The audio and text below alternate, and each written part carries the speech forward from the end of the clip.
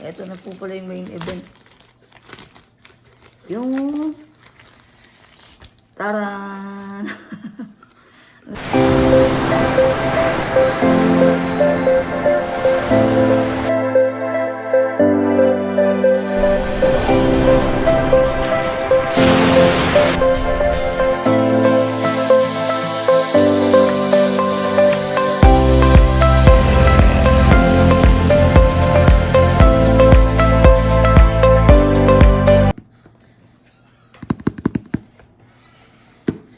Yun, good morning sa inyo mga par. Ngayong araw nga pala ay dumating na ang ating Insta360 dive case.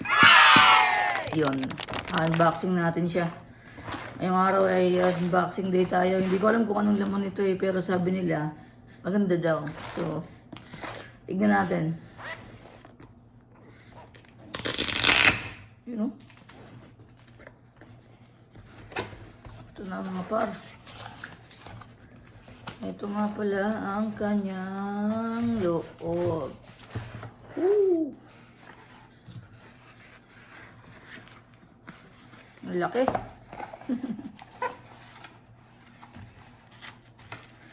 Ang isa nga pala sa dahilan mga para kaya ako bumili ng Insta360 dive case kasi ano na malapit na yung summer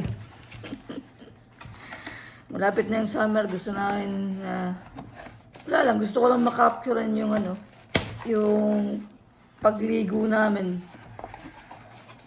Pag naliligo kayo sa lake, gusto ko lang makuha na ng yung moment. At saka nakita ko, sabi nila maganda daw gamitin tong Insta360 dive case. Kasi sobrang linaw daw. Sabi, so kaya nagkaroon ako ng interest na itry. So, ito nga pala yung unang bubungad pagbukas mo ng box. Yung Insta360 shell. Yung ba yung tawag nila dyan? Hindi ko alam Tapos sa may pangalawang box, ito nga pala yung laman. Oh! Meron siyang bag. Meron siyang bag. Lalagyan. Ito yata yung kinakabit sa dito sa nutshell para may protekta. Ganda niya mga paro. Ganda ng kulay. Okay, so ito siya. Tapos meron siyang strap dito. Diyan yung siguro ikakabit yung hindi. Stick. Tapos may Insta360 sign. Ayan. Tapos, meron siyang anti-moist. Ito yung nilalagay niya sa gilid ng nutshell. Para kapag sumisid na kayo, o nilagay niyo na sa tubig yung Insta360. So, yun hindi siya magmumoist sa loob. So, yun. Okay, tapos meron siyang ito na yung niya, ito na yung parang mouth niya, Tapos ito yung pangpabigat para balance lang yata yung pag nasa tubig ka na. So, yan. Try natin setup mamaya pag Tapos may instruction kung paano ikabit. So, yun. Yun ang overall na laman nitong Insta360 dive case. Standard. Standard lang po Okay, try natin siyang ikabit. Ito pa nga pala yung main event na gusto kong makita kung ano ba talaga ang itsura nito personally. Ito na po pala yung main event. Yung taran! Ang laki pala niya, no? Paano pa pala yung Pro? Mas malaki pa pala yung Pro. Kasi ito, standard lang to eh. Imagine mo yung bagong labas na Pro kung gaano kaya kabalki yung Pro. So, ito siya. Mga sir, mga ma'am. So, try natin ikabit. Kung anong talagang... Di pa naman natin gagamitin. Susubukan lang natin siyang ikabit. Kung lalapat ba talaga. Ito siya, i-open. Okay. So, meron siyang... Oh, dito pala ipi-place yung anti-fog. Kung nakikita niyo yan. Diyan yung ipi-place yung anti-fog dito sa ano. Ito. Tinatanggal lang pala to. Okay. So, okay. Tatry natin ikabit. Kung ano talaga yung magiging itsura niya. Na-excite ako. Nakaka-excite naman mga par. Okay, so ito nga pala yung Insta360 natin. Insta360 X5. O nga, saka nga pala hindi ito sponsor ha. Naisipan ko lang gawa ng video kasi na-excite ako eh. Alam mo yun, yung mga bagay na wala tayo sa Pilipinas nun. Dito pala natin makukuha sa Canada, no? Kasi nga, syempre naman, kahit pa paano deserve din naman natin eh. Kasi pinagtrabahuhan naman natin to eh. Di ba? Sa sakripisyo rin naman natin to nanggaling. So, gusto lang natin i-vlog para ma-share din sa mga bibili o sa mga nagbabalak din bumili ng ng Insta360 o kaya sa mga taong meron ng Insta360 pero gusto din bumili ng ng dive case. So, ayun, para mayroon na rin kayong idea kung paano ikabit. So, ito siya. So, ito yung Insta360 X5 natin. Yan. So, alam ko yata paano ikabit to eh. Kailangan na set mo na yung naka X5, na dapat to eh.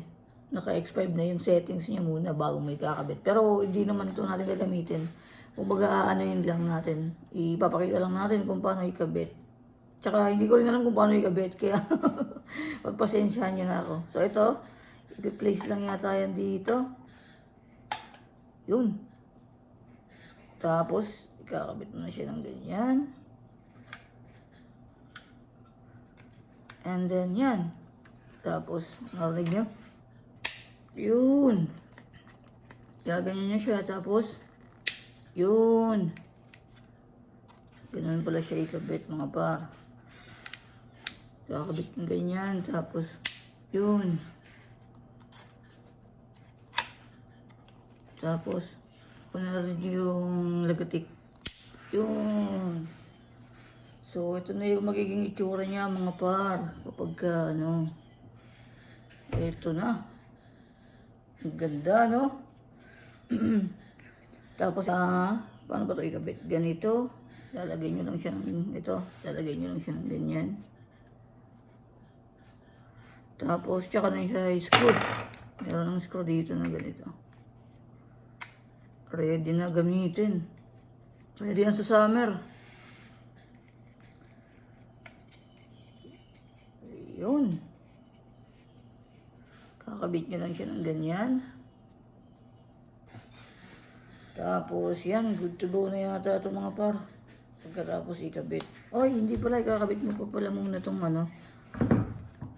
itong parang balancer niya pag nasa ilalim ka na ng tubig. Yun, may balancer din sila eh. Dito alam ko dito kinakabit yun eh. Tapos, saka mo siya ikakabit. Dito. Yan na mga par. So, ganito na yung magiging itsura niya. Ayan. Nakaganyan siya. Ganyan yung magiging itsura niya kapag nakabit nyo na siya overall. So, ang ganda. Sobrang ganda naman ito.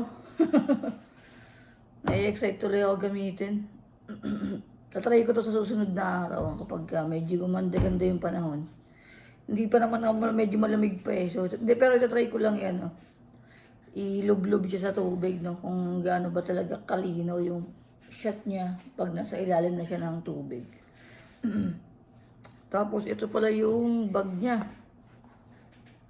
Ito yung bag. So, ikakabit mo yata siya ng ganito. Dito mo siya ikalagay. Tapos, papasok mo lang siya dyan. Tapos, ayun na. Lalagay mo lang siya dyan.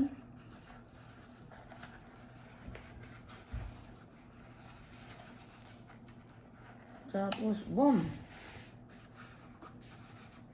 Eto na. Okay. Eto na yung kinalabasan niya, mga par.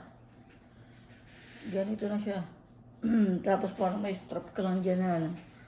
Parang pag magdadive ka, nilalagay lang yun dito sa ano. Sa kanang parte ng dibdib mo. Parang ganun yata yun eh. Pero try natin sa susunod kung ano. Ano sa tingin niyo mga par? Comment nga kayo kung may mga suggestion kayo na ano. Kasi ano pa lang ako eh. Bago pa lang ako eh. Pinakita ko lang talaga yung ano. Na nakuha ko na yung dive case. Insta360 X5 dive case. So, hope na maganda to mga par. So, try natin to sa susunod na mga araw kapag maganda yung panahon. So, yun lang mga par. Overall, para sa akin, maganda. Nagandaan ako sa itsura. Pero sabi nga, subukan mo muna bago mo masabi maganda. Pero para sa akin, maganda. Tatry na lang natin kung gaano ba talaga, kaganda talaga to kapag ginamit na natin sa tubig, no?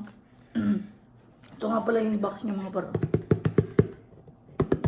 So, yun lang mga par. Binuksan ko lang at ito nga pala yan, no? Unboxing ng Insta360 X5. So, see you next video mga par. Maraming salamat. Bye-bye.